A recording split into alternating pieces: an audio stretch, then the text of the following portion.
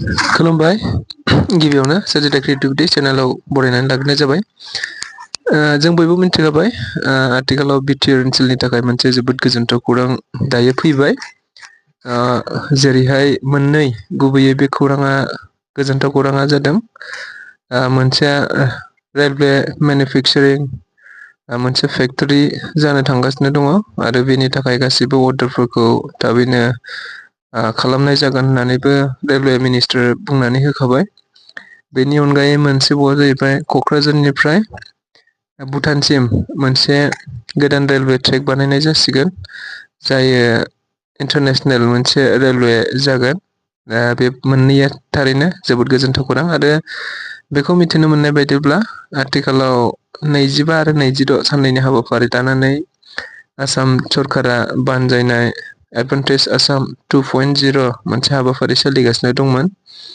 बे हाबाफारिनि गेजेरजोंनो बिटिआर ओनसोलनिबो बे मोननै गोजोनथाव खौरांफोरखौ बुंथिनानै होबाय आरो गुबैयै बेखौ बिटिआर एग्रिमेन्टजों फैफाखानाय मोनसे कमिटमेन्ट होननानै बुंदों एबा दफा होननानै बुंदों, जायनि थाखाय बियो बिटिआर ओनसोलनि थाखाय जोबोद गोजोनथाव खौरां।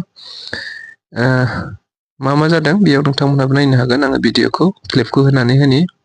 थारैनो बियो जोबोद मोजां गोजोनथाव खौरां। साथियों, बोडोलैंड के लिए एक कमिटमेंट है। बोडोलैंड का जब अग्रीमेंट हुआ था तब एक कमिटमेंट हुआ था that we will develop a workshop and a manufacturing unit within the Bodoland area. Bodoland के लिए जब सारा अग्रीमेंट हुआ, I thank honourable chief minister साहब कि आपने तुरंत उसके लिए 750 एकड़ लैंड दिया है। उस लैंड के लिए जितने भी अभी हमारे परमिशंस चाहिए वो परमिशंस अप्लाई कर रहे हैं रेलवे की तरफ से, और मुझे लगता है जिस स्पीड से काम होता है आसाम में 1-2 महीने के अंदर अंदर सारी परमिशंस मिल जाएगी।